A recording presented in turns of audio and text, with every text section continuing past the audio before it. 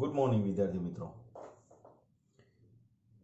મિત્રો આપણે પહેલા લેક્ચરની અંદર તમે લોકોએ જે બેઝિક વસ્તુઓ સમજવાની હતી કે ઇલેક્ટ્રોન એમિશનની જે ઘટના છે કે ધાતુમાંથી ઇલેક્ટ્રોનના ઉત્સર્જન કરવાની જે ત્રણ જુદી જુદી રીતો આપણે ભણી ગયા.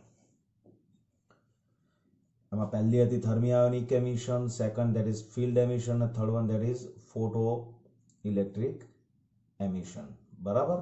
તો ફોટો ઇલેક્ટ્રિક એમિશન જે છે, ફોટો ઇલેક્ટ્રિક ઉત્સર્જન જે છે, એમાં આપણે ચર્ચા કરી હતી કે જ્યારે કોઈ યોગ્ય આવૃત્તિ ધરાવતો પ્રકાશને કોઈ ધાતુની સપાટી ઉપર આપાત કરવામાં આવે છે ત્યારે ધાતુની સપાટીમાંથી ઇલેક્ટ્રોનનું ઉત્સર્જન થાય છે અને આ ઘટનાનું નામ આપ્યું હતું આપણે ફોટો ઇલેક્ટ્રિક અસર. અને ફોટો ઇલેક્ટ્રિક અસરની મદદથી ઉત્સર્જિત થતા જે ઇલેક્ટ્રોન્સ છે એને સ્પેસિફિકલી અલગ નામથી આપણે એને હવે ઓળખીશું, that is called photo electrons. બરાબર. ઓકે, હવે ફોટો ઇલેક્ટ્રિક અસર જે છે એના સંદર્ભમાં ત્રણ સાયન્ટિસ્ટ છે, એમણે એમના પોતાના જે એક્સપેરિમેન્ટ છે, એક્સપેરિમેન્ટ ફોટો ઇલેક્ટ્રિક અસરના સંદર્ભમાં જે કરેલા છે એની આપણે ચર્ચા કરવા જઈ રહ્યા છીએ. તો સૌથી પહેલું છે હર્ટ્ઝ, કે હર્ટ્ઝે શું ઓબ્ઝર્વેશન કર્યું. સૌથી પહેલા આપણે એ જ જોવાનું છે. બરાબર. હર્ટ્ઝ જે છે એના જે અવલોકનો છે એમનું શું ઓબ્ઝર્વેશન હતું એની આપણે ચર્ચા કરીએ છીએ. તો બેઝિકલી 1887 ની અંદર આ જે હર્ટ્ઝ નામના સાયન્ટિસ્ટ કે જેને તમને ખબર છે કે આવૃત્તિનો એકમ હર્ટ્ઝ જે છે એમના નામને લીધે જ આપણે રાખેલો છે. આપણે એટલે વૈજ્ઞાનિકોએ એને સ્પેસિફાઈડ કરી છે ભૌતિક રાશિને, આવૃત્તિના એકમને, સેકન્ડ ઇન્વર્સને હર્ટ્ઝના નામથી રાખ્યો છે. બરાબર. તો 1887માં હર્ટ્ઝે ફોટો ઇલેક્ટ્રિક ઉત્સર્જનની ઘટના જે છે એ શોધી હતી. બરાબર. એમાં બેઝિકલી હતું એવું કે એ જે 1887માં જે કામ કરતા હતા તે વિદ્યુત ચુંબકીય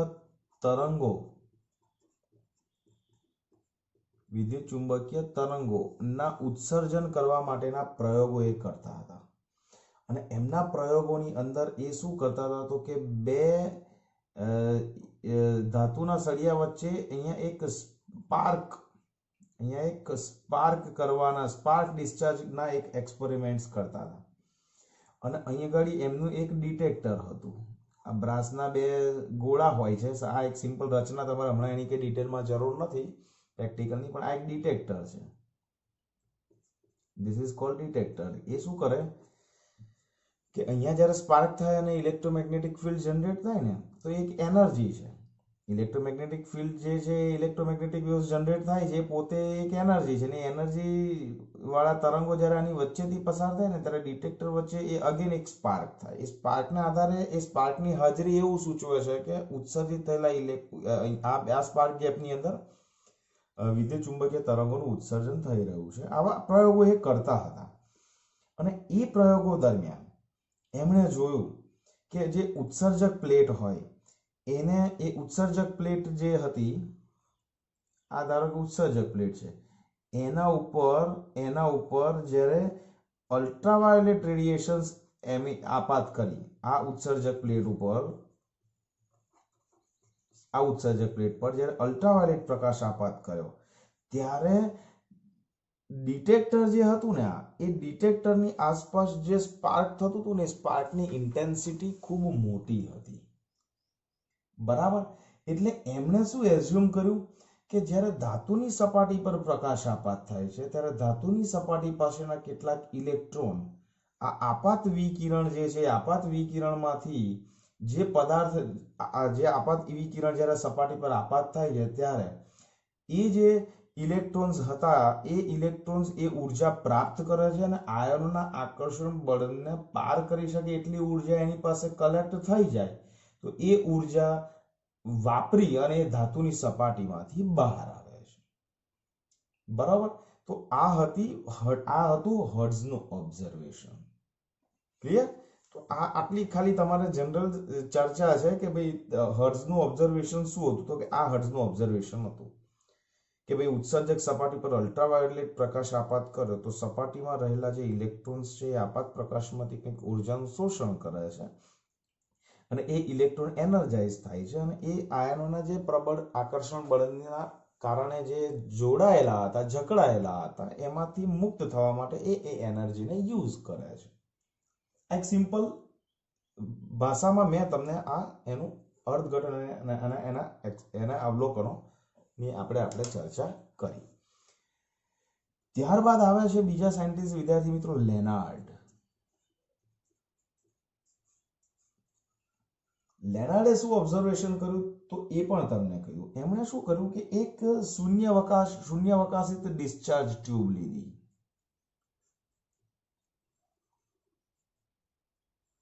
શૂન્યાવકાશિત ડિસ્ચાર્જ ટ્યુબ. આ જે ડિસ્ચાર્જ ટ્યુબ હતી ને એની ઉપર એમણે અહીંયા એક વિન્ડો રાખી કે જેમાંથી પ્રકાશ જે છે અંદર દાખલ થઈ શકે.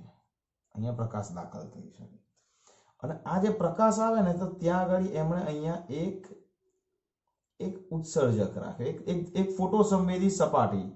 આ છે ને એક ધાતુ છે કે જે ફોટોસંવેદી છે. આ જે ધાતુ છે એ શું છે? ફોટોસંવેદી છે. અને અહીંયા એક બીજી ધાતુ મૂકી અને એ જે છે એ અહીંયાથી ઉત્સર્જિત થયેલા ઇલેક્ટ્રોન્સને એટ્રેક્ટ કરે છે. અને આ બંને ધાતુની વચ્ચે એક પાવર સપ્લાય મૂકી દીધો, ધેટ ઇઝ બેટરી. અને આપણે બેટરી કહીએ છીએ. અને કેટલો પ્રવાહ પસાર થાય છે એ તમારે જાણવું હોય તો વચ્ચે એમણે માઇક્રો એમીટર મૂકી દીધું અને એ માઇક્રો એમીટરને આપણે આની સાથે કનેક્ટ કરી દીધું. Right? So this is your cathode, this is your anode. અને આ જે કેથોડ છે ને એને સામાન્ય રીતે આપણે ઉત્સર્જક પણ કહીએ છીએ. અને આપણે ઉત્સર્જક પણ કહીએ છીએ. અને આ જે છે એનોડ એને આપણે કલેક્ટર પણ કહીએ છીએ. કલેક્ટર કેમ કરે છે? કારણ કે એ કલેક્ટ કરે છે. કોને કલેક્ટ કરે છે? તો કે આ કેથોડમાંથી ઉત્સર્જિત થતા ઇલેક્ટ્રોન્સને શું કરે છે? કલેક્ટ કરે છે. ક્લિયર? સો લેનાર્ડ જે છે એનું પ્રેક્ટિકલ એનાલિસિસ શું હતું? એમણે શું કર્યું? બે ધાતુના ઇલેક્ટ્રોડ લીધા, એટલે કે બે ધાતુની સપાટી લીધી અથવા તો બે ધાતુ લીધી, તમે એવું કહી શકો છો. એને એક શૂન્યાવકાશિત ચેમ્બરની અંદર મૂકી દીધી. આખી વેક્યુમાઇઝ ટ્યુબ છે, આખી જે છે ધેટ ઇઝ શૂન્યાવકાશિત છે. અને આ જે બારી છે ને એ બારી કાચની ક્વાર્ટઝ વિન્ડો છે, કાચની બારી છે. હવે શું થાય છે? આ કાચની બારીમાંથી અલ્ટ્રાવાયોલેટ જે પ્રકાશ છે એ પ્રકાશ આ બારીમાંથી દાખલ થઈ અને આ જે ઉત્સર્જક સપાટી છે એ સપાટી ઉપર આપાત થાય છે. હવે એમનું ઓબ્ઝર્વેશન જોજો શું હતું એ સમજાવું. એમનું ઓબ્ઝર્વેશન શું હતું કે જ્યારે વિન્ડોમાંથી અલ્ટ્રાવાયોલેટ પ્રકાશ આપાત થાય છે ને ત્યારે આ માઇક્રો એમીટર જે છે ને એ ડિફ્લેક્શન બતાવે છે. એનો મતલબ શું કે જ્યારે અલ્ટ્રાવાયોલેટ વિકિરણ આ સરફેસ ઉપર આપાત થાય છે ત્યારે પરિપથમાંથી વિદ્યુત પ્રવાહનું વહન થાય છે, તો જ આવર્તન બતાવે, બાકી બતાવે નહીં. અને જ્યારે અલ્ટ્રાવાયોલેટ પ્રકાશ આપાત કરવાનું બંધ કરી દઈએ છે ત્યારે વિદ્યુત પ્રવાહ બંધ થઈ જાય છે, એટલે કે માઇક્રો એમીટર જે છે એ ડિફ્લેક્શન બતાવતું નથી. તો આવું થવા પાછળનું કારણ શું? પ્રયોગો છે ભાઈ. કારણ શું? તો એમણે એવું એઝ્યુમ કર્યું આ પ્રયોગો ઉપરથી કે જ્યારે આ ઉત્સર્જક સપાટી જે છે સી એના ઉપર જ્યારે અલ્ટ્રાવાયોલેટ પ્રકાશ આપાત કરે છે ત્યારે એમાંથી ઇલેક્ટ્રોન્સનું ઉત્સર્જન થાય છે. અને ઉત્સર્જિત થયેલા આ જે ઇલેક્ટ્રોન અહીંયા એકચ્યુઅલી બેઝિકલી આપણે આ રીતે સપ્લાય આપવો પડશે, આ રીતે. સો આ બેટરીનો માઇનસ અને આ બેટરીનો પ્લસ ટર્મિનલ છે. ઓકે, સો તમે જુઓ આ જે એનોડ છે એ પોઝિટિવ ટર્મિનલ પર છે, તો આ પોઝિટિવ ટર્મિનલ અહીંયા આપીશું. તો શું થશે? જ્યારે અલ્ટ્રાવાયોલેટ પ્રકાશ સપાટી ઉપર આપાત થાય છે ત્યારે જે ઇલેક્ટ્રોન્સ ઉત્સર્જિત થાય છે એ ઇલેક્ટ્રોન્સને આ બેટરી, એટલે કે એક પ્રકારનું આ બેટરી વડે એક ચોક્કસ પ્રકારનું વિદ્યુત ક્ષેત્રનું નિર્માણ કર્યું છે આપણે. તો આ બેટરીના કારણે નિર્માણ પામતા વિદ્યુત ક્ષેત્રને કારણે ઉત્સર્જેલા આ જે ઇલેક્ટ્રોન્સ છે એ ઇલેક્ટ્રોન્સ આ ધન પ્લેટ તરફ, કલેક્ટર તરફ આકર્ષાય અને બાહ્ય પરિપથમાં દાખલ થઈ અને વિદ્યુત પ્રવાહનું નિર્માણ કરે છે. ક્લિયર? અને સાથે સાથે લેનાર્ડ સાથે આ હોલ્વાસનું પણ થોડુંક યોગદાન હતું. એટલે આ હોલ્વાસ અને લેનાર્ડે શું કર્યું કે આ કલેક્ટર ઉપર જે વિદ્યુત ક્ષેત્ર જે લાગુ પાડ્યું છે, આ બેટરી છે, સપોઝ તમે વિચાર કરો કે આ બેટરી જે છે સપોઝ 5 વોલ્ટ પર રાખું તો આ બે પ્લેટ વચ્ચેનો પોટેન્શિયલ ડિફરન્સ 5 વોલ્ટ થાય. બરાબર, આનો મતલબ એવો થાય. હવે બેટરીનું હું 5 વોલ્ટની જગ્યાએ 50 વોલ્ટ કરી દઉં તો ધેટ મીન્સ કે આ બંને વચ્ચેનો પોટેન્શિયલ ડિફરન્સ 50 વોલ્ટ થઈ જાય. હવે તમે સમજો કે હું આ વોલ્ટેજ વધારીશ તો શું થશે, તો કે આ બે પ્લેટ વચ્ચેનું જે વિદ્યુત ક્ષેત્ર છે એ ઓર પ્રબળ થશે. તો અહીંયા જ્યારે 5 વોલ્ટ રાખું છું ને ત્યારે 5 ઇલેક્ટ્રોન આકર્ષિત થાય છે, તો એ 5 ઇલેક્ટ્રોન પ્રવાહનું નિર્માણ કરવા માટે જવાબદાર છે. પણ જ્યારે હું બેટરીનો સપ્લાય વોલ્ટેજ 50 વોલ્ટ કરું છું ત્યારે 50 ઇલેક્ટ્રોનને આકર્ષે છે. તો સ્વાભાવિક છે કે number of electrons is going to be increased. So what happened? The current that is also increased. So deflection જે છે એ તમારું વધારે બતાવશે. ક્લિયર થાય છે? આ ઉદાહરણ આપું છું, 5 વોલ્ટે 5 ઇલેક્ટ્રોન, 50 વોલ્ટે 50 ઇલેક્ટ્રોન. જસ્ટ મેં તમને ઉદાહરણ આપ્યું કે વોલ્ટેજ વધારીશું તો વિદ્યુત ક્ષેત્ર વધશે, તો આ વધારે આકર્ષણ બળથી ઇલેક્ટ્રોનને એના તરફ ખેંચશે. તો સ્વાભાવિક છે કે વધારે ને વધારે ઇલેક્ટ્રોન્સ વિદ્યુત પ્રવાહના નિર્માણની પ્રક્રિયામાં પોતાનું યોગદાન આપશે, તો પ્રવાહ વધશે. તો આ હોલ્વાસ અને લેનાર્ડનું કમ્બાઈન એ લોકોનું એક એ એનાલિસિસ હતું કે જો આપણે આ કલેક્ટર પરનું સ્થિતિમાન આપણે ચેન્જ કરીએ અને આ આપાત પ્રકાશની આવૃત્તિ અને તીવ્રતા ચેન્જ કરીએ તો ફોટો ઇલેક્ટ્રિક પ્રવાહનું મૂલ્ય જે છે એ બદલાય છે. ક્લિયર? આપાત મેં તમને શું કહ્યું, બેટરીના છેડા વચ્ચેનો વોલ્ટેજ બદલીશું તો પ્રવાહના મૂલ્યમાં ચેન્જીસ આવે જ છે.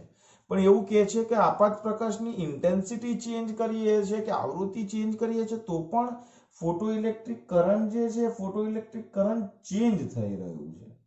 તો આ જે ઓબ્ઝર્વેશન જે છે આ જે છે એનો આમાં થોડુંક મોડિફિકેશન કરી અને એ લોકોએ ફોટો ઇલેક્ટ્રિક અસરને સમજવા માટે એક નવું ઇન્સ્ટ્રુમેન્ટ કમ્પ્લીટ કર્યું. એ લોકોએ થોડાક સુધારા વધારા સાથે, કારણ કે પ્રયોગો જ કરવાના હતા. પ્રયોગો કેવી રીતે કરવાના હતા, તો કે પ્રયોગોમાં આપાત પ્રકાશની ઇન્ટેન્સિટી અને ફ્રીક્વન્સી ચેન્જ કરે, બેટરીના બે છેડા વચ્ચેનો પોટેન્શિયલ ડિફરન્સ ચેન્જ કરે, તો આ કરંટમાં શું ચેન્જ આવે છે એનું ઓબ્ઝર્વેશન જે છે, એનું અવલોકન જે છે એ આ લોકો આ પ્રયોગો લેનાર્ડ ને હોલ્વાસ કરતા હતા. બરાબર? સો આ લેનાર્ડનું ઓબ્ઝર્વેશન છે. હવે હોલ્વાસે શું કર્યું, હોલ્વાસે એ પણ બહુ ફાઇન એક્સપેરિમેન્ટ છે. એમણે પણ એક સિમ્પલ વસ્તુ સમજાવી છે. એમણે શું કર્યું, જોજો ધ્યાનથી. એમણે એક ઝિંકની પ્લેટ લીધી. હું જરા એક આકૃતિ દોરીને તમને સમજાવું કે આ એક ઝિંકની પ્લેટ છે એવું તમે સમજો. This is a plate of zinc. Okay, આ જે છે એ ઝિંકની પ્લેટ છે. હવે આની સાથે છે ને એ લોકોએ એક ઇલેક્ટ્રોસ્કોપ કનેક્ટ કરી દીધું. This is your electroscope. હવે તમને ખબર છે કે ઇલેક્ટ્રોસ્કોપ જે છે એ વિદ્યુત ભારની હાજરી નોંધે છે. બરાબર છે? આ શું કરે છે, વિદ્યુત ભારની હાજરી નોંધે છે. હવે ધ્યાનથી જોજો, આખું એનાલિસિસ હોલ્વાસે શું કર્યું છે ને એ ખાસ સમજાવું છું. બરાબર? હોલ્વાસે શું કર્યું છે કે ઇલેક્ટ્રોસ્કોપ સાથે ઝિંકની પ્લેટ જોડી દીધી અને એના ઉપર અલ્ટ્રાવાયોલેટ પ્રકાશ આપાત કર્યો. This is your UV light.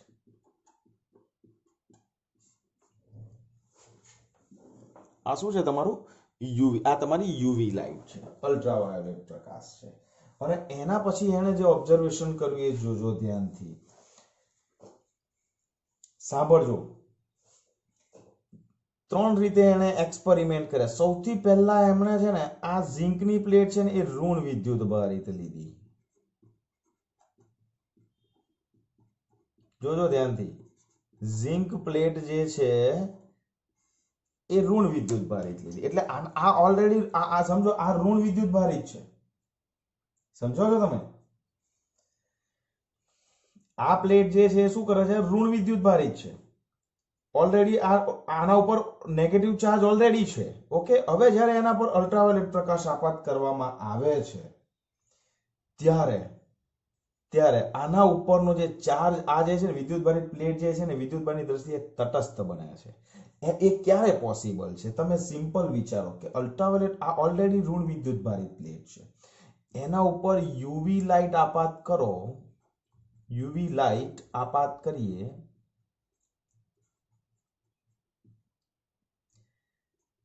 તે વિદ્યુત ભાર ગુમાવે છે. સ્વાભાવિક છે કે વિદ્યુત ભાર ગુમાવશે તો જે ચાર્જ જે છે એ વિદ્યુત ભાર ગુમાવશે, એટલે ઇલેક્ટ્રોન વિદ્યુત ભાર ગુમાવશે અને એ વિદ્યુત ભારની દ્રષ્ટિએ શું થાય છે? તટસ્થ બને છે અને તટસ્થ બને છે. જોજો ધ્યાનથી, હું છેલ્લે હજુ કન્ક્લુઝન આપું છું એના એક્સપેરિમેન્ટ પરથી. સૌથી પહેલા એમણે ઋણ વિદ્યુત ભારિત પ્લેટ લીધી, યુવી લાઇટ આપાત કરી, ઇલેક્ટ્રોસ્કોપ છે એટલે ઇલેક્ટ્રોન કેટલો ચાર્જ છે એ ચેક કરે છે અને યુવી લાઇટ પ્રકાશ આપાત કરીએ છીએ ત્યારે એ જે એના ઉપર જે વિદ્યુતભાર હતો ને વિદ્યુતભાર ઓછો થયો. સમજ્યા તમે? ગુમાવે છે એનો મતલબ ઓછો થયો, એટલે કે એ વિદ્યુતભાર એ તટસ્થ બને છે. એક સમય એવો આવે છે કે ઇલેક્ટ્રોસ્કોપ 0 રીડિંગ બતાવે છે. ક્લિયર છે? બીજી વખત જ્યારે પ્લેટ લીધી ત્યારે એમણે વિદ્યુત ભાર રહિત પ્લેટ લીધી, એટલે કે વિદ્યુતભારની દ્રષ્ટિએ કેવી હતી? તટસ્થ હતી. બરાબર? વિદ્યુતભારની દ્રષ્ટિએ તટસ્થ હતી. અને જ્યારે એના ઉપર યુવી લાઇટ આપાત કરીએ છીએ, યુવી લાઇટ આપાત કરીએ તો શું થાય છે? જુઓ તો કે આના પર યુવી લાઇટ આપાત કરીએ તો ઝિંકની પ્લેટ ધન વિદ્યુત ભારિત બને. હવે હું તમને બધું કન્ક્લુઝન એક સાથે સમજાવું છું, રાઈટ? ત્રીજી વખત એમણે શું કર્યું? ધન વિદ્યુત ભારિત પ્લેટ લીધી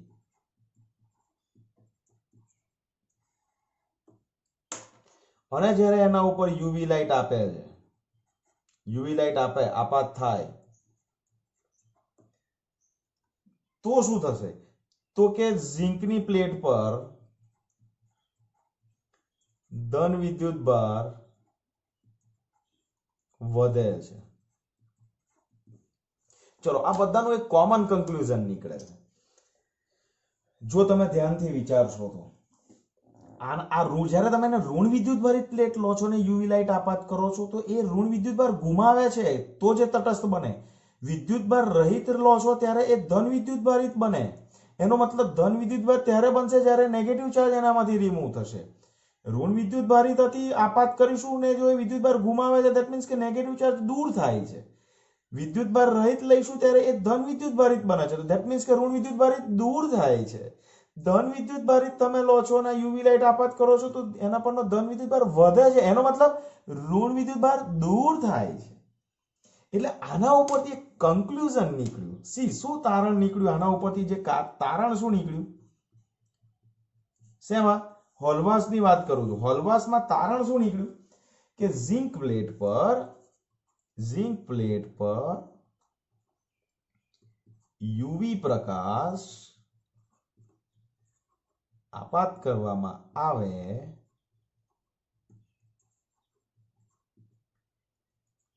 તો તેમાંથી ઋણ વિદ્યુત ભારિત કણો ઉત્સર્જિત થાય છે. તમને એવું થાય કે સાહેબ ઋણ વિદ્યુત ભારિત કણો શબ્દ વાપરો એની જગ્યાએ ઇલેક્ટ્રોન લખી દો, પણ જ્યારે એને આ એક્સપેરિમેન્ટ કર્યો ત્યારે ઇલેક્ટ્રોનની શોધ થઈ નહોતી. પણ 1897 ની અંદર ઇન ધ યર 1897 ઇલેક્ટ્રોનની શોધ થઈ ત્યારે ખબર પડી, ત્યારે એમણે ચેન્જ કરી નાખ્યું કે ભાઈ ઝિંક પ્લેટ પર યુવી પ્રકાશ આપાત કરશો તો એમાંથી શું થશે? ઇલેક્ટ્રોન ઉત્સર્જિત થાય છે. ક્લિયર છે? ઇલેક્ટ્રોન ઉત્સર્જિત થાય છે. અને બીજી વસ્તુ બહુ જ અગત્યની છે કે કોઈ પણ ઝિંક પ્લેટ ઉપર કે અથવા તો કોઈ પણ પદાર્થ ઉપર કે કોઈ પણ ધાતુની સપાટી ઉપર જ્યારે તમે પ્રકાશ આપાત કરો છો ત્યારે આપાત પ્રકાશની આવૃત્તિ અમુક લઘુત્તમ મૂલ્યની આવૃત્તિ કરતા ઓછી હોય તો ઇલેક્ટ્રોન્સ ઉત્સર્જિત થતા નથી. દાખલા તરીકે આ ઝિંકની પ્લેટ હતી, આના ઉપર જે ફ્રીક્વન્સી આપાત થાય છે એ ફ્રીક્વન્સી આપાત થાય છે અને એનાથી ઇલેક્ટ્રોન્સનું ઉત્સર્જન થાય છે. પણ એમણે એવું પણ શોધી નાખ્યું કે આ ધાતુની ઉપર આ જે ઝિંક છે ને એની એક થ્રેશોલ્ડ આવૃત્તિ હોય. એ બહુ જ અગત્યનો કોન્સેપ્ટ છે, એ ખાસ સમજજો. થ્રેશોલ્ડ આવૃત્તિ. થ્રેશોલ્ડ આવૃત્તિ કોને કહીશું આપણે? થ્રેશોલ્ડ આવૃત્તિની આપણે સંજ્ઞા લઈશું ν0. એમણે શું કર્યું, દરેક જુદી જુદી ધાતુઓની થ્રેશોલ્ડ આવૃત્તિના મૂલ્યો છે ને જુદા જુદા હોય. એટલે ધાતુ બદલાઈ જાય ને તો થ્રેશોલ્ડ આવૃત્તિનું મૂલ્ય એ ધાતુ માટે બદલાઈ જાય. હવે થ્રેશોલ્ડ આવૃત્તિ એટલે આપણે એવું કહી શકીએ છીએ કે એવી ચોક્કસ લઘુત્તમ આવૃત્તિ છે કે એ આવૃત્તિ એક એવી લઘુત્તમ આવૃત્તિ છે કે આપાત પ્રકાશ જે છે ને એ જો લઘુત્તમ આવૃત્તિના મૂલ્ય કરતા વધારે આવૃત્તિ વાળો પ્રકાશ આપાત કરશો ને તો જ ઇલેક્ટ્રોનનું ઉત્સર્જન કરશે, બાકી નહીં કરે.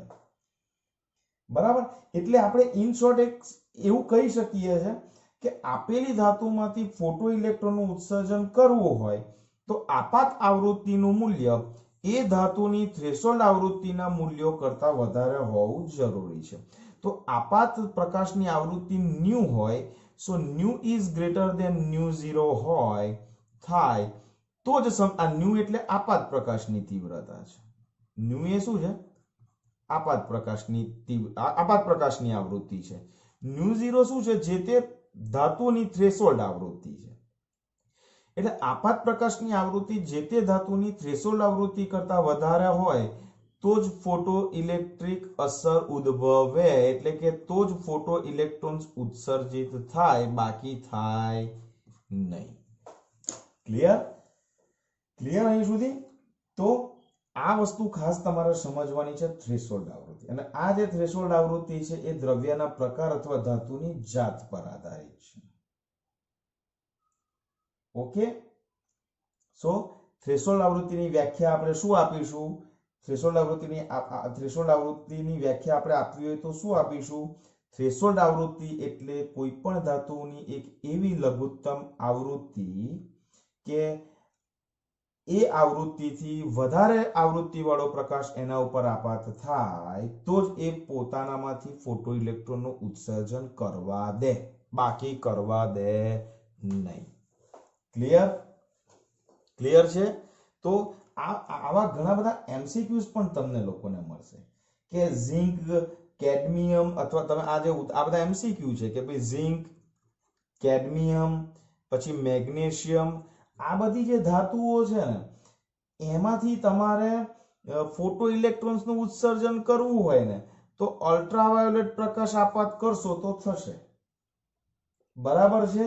પરંતુ અમુક ધાતુ એવી પણ છે, દાખલા તરીકે આપણે એને લઈ શકીએ છે, લિથિયમ છે, ટેક્સ્ટબુકમાં બધી ડિટેલ્સ તમને આપી છે કે સોડિયમ છે, પોટેશિયમ છે, સીઝિયમ છે, રૂબિડિયમ છે. આ બધી જે ધાતુઓ છે એના થ્રેશોલ્ડ આવૃત્તિના મૂલ્યો દ્રશ્ય વિભાગમાં પડે. બરાબર? અને દ્રશ્ય વિભાગમાં પડે એટલે 4000-8000 એંગસ્ટ્રોમની વચ્ચે એની થ્રેશોલ્ડ તરંગ લંબાઈ મળે. એને અનુરૂપ તમે થ્રેશોલ્ડ આવૃત્તિ શોધી શકો. એટલે દ્રશ્ય વિભાગ આના ઉપર આપાત કરશો તો એ ફોટો ઇલેક્ટ્રોનનું ઉત્સર્જન કરશે. બરાબર છે? આ દ્રશ્ય એટલે એવું કહી શકાય કે આ જે ધાતુઓ છે ને એ દ્રશ્ય પ્રકાશ માટે સંવેદનશીલ છે, જ્યારે આ જે ધાતુઓ છે એ અલ્ટ્રાવાયોલેટ પ્રકાશ માટે સંવેદનશીલ છે. તો પ્રશ્નો તમને પૂછી શકે છે કે આ ધાતુ કોના માટે સંવેદનશીલ છે? આ શું ઝિંક જે છે એમાં અલ્ટ્રાવાયોલેટ કરતા ઓછી આવૃત્તિ વાળો પ્રકાશ આપાત કરીશું તો એ પોતાનામાંથી ફોટો ઇલેક્ટ્રોન્સનું ઉત્સર્જન કરશે? તો કે નહીં કરે. કેમ? યુવી કરતા વધારે, યુવીની જે આવૃત્તિ હોય એના કરતા વધારે જ હોવી જરૂરી છે.